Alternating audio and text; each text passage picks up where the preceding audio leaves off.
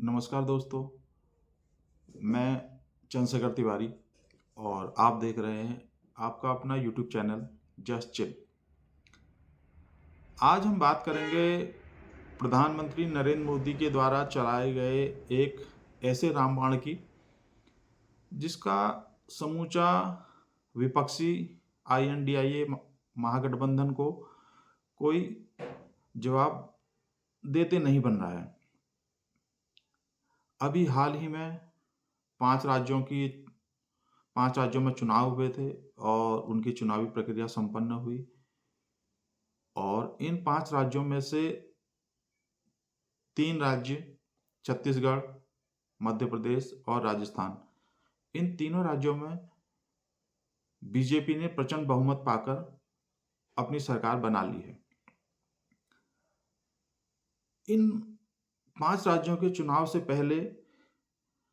प्रमुख विपक्षी दल कांग्रेस जहां जातिगत जनगणना कराने की अपनी मांग को ब्रह्मास्त्र के रूप में देख रही थी और कह रही थी कि यदि इन राज्यों में कांग्रेस पार्टी की सरकार बनती है तो सबसे पहले जातिगत जनगणना का कार्य कराया जाएगा ताकि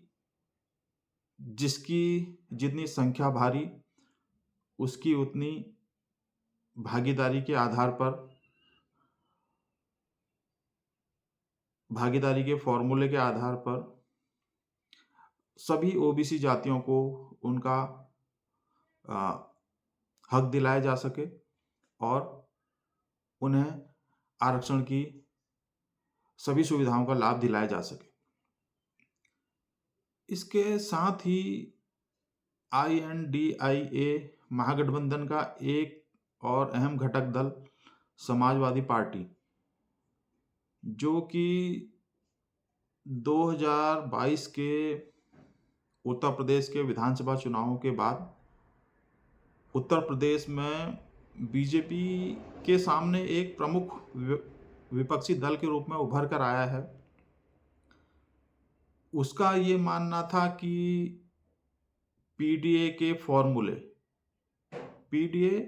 मतलब पिछड़ा, दलित और आदिवासी। हालांकि इसमें सपा प्रवक्ता विभिन्न डिबेट कार्यक्रमों में एक तात्पर्य कभी आधी आबादी बताते हैं, कभी आदिवासी और कभी अल्पसंख्यक। खैर, जो भी उनका मंतव्य हो, तो समाजवादी पार्टी का भी यह सोचना था कि पीडीए का कार्ड खेलकर समाजवादी पार्टी 2024 के आम चुनाव में बीजेपी को शिकस्त दे सकती है। कांग्रेस और समाजवादी पार्टी जातिगत जनगणना और पीडीए के फार्मूले को साथ लेकर जातिवादी राजनीति के रथ पर सवार होकर चुनावी राजनीति के इस महत्वपूर्ण पाठ्यक्रम के सबसे महत्वपूर्ण अध्याय का अभी मनन और चिंतन कर ही रहे थे कि किस तरह से इस ब्रह्मास्त्र का इस्तेमाल करके बीजेपी को दिल्ली की सत्ता से हटाया जा सकता है। लेकिन प्रधानमंत्री नरेंद्र मोदी ने छत्तीसगढ़, मध्य प्रदेश और राजस्थान के मुख्यमंत्रियों और उप मुख्यमंत्रियों का चयन करके समूचे विपक्षी गठबंधन को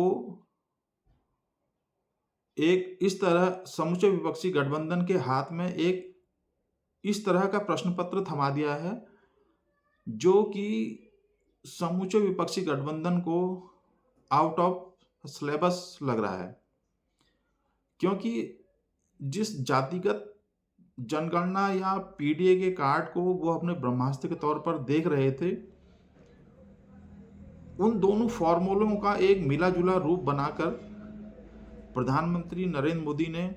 एक ऐसा कदम उठाया है और उनके सामने एक इस तरीके का प्रदर्शन कर दिया है अपनी चुनावी रणनीति का कि अब समूचे विपक्ष को इस प्रश्न पत्र का जवाब देते नहीं बन रहा है और उन्हें यह लग रहा है कि यह तो टोटल आउट ऑफ सिलेबस का मैटर हो गया है और मोदी के इस कदम का सभी प्रमुख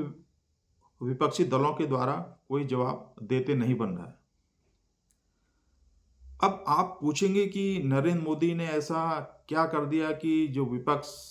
जिस राजनीति जातिगत जनगणना की राजनीति और पीडीए के फॉर्मूले को अपना ब्रह्मास्त्र समझ रहे थे, अब वह ब्रह्मास्त्र पूरी तरह से निष्फल हो चुका है। दरअसल नरेंद्र मोदी ने इन तीनों राज्यों में मुख्यमंत्री और उप मुख्यमंत्रियों के रूप में चयन करते समय पिछड़ा, दलित, आदिवासी और सवर्ण सभी प्रकार के जो सामाजिक हमारे वर्ग हैं उन सबको का एक साथ चयन करके ऐसा तालमेल बना दिया है कि सभी विपक्षी दलों का जातिगत जनगणना और पीडीए वाला दांव फेल हो गया और सभी प्रमुख विपक्षी दल मोदी के इस कदम को देखकर एकदम से हैरान और भौंचक्के रह गए हैं और एक दूसरे का मुख देख रहे हैं कि आखिर ये हुआ तो हुआ क्या। आज के अंक में बस इतना ही। फिर मिलते हैं किसी नए मुद्दे पर अपनी राय रखने के लिए। अगर आपको हमारा ये प्रयास पसंद आ रहा है तो हमारे इस YouTube channel just chill entertainment को लाइक, सब्सक्राइब एवं शेयर अवश्य करें और जब तक हम फिर हाजिर होते हैं आपके सामने फिर किसी नए मुद्दे को लेकर, तब तक आप लोग भी कीजिए जस्ट चिल। धन्यवाद। जय हिंद।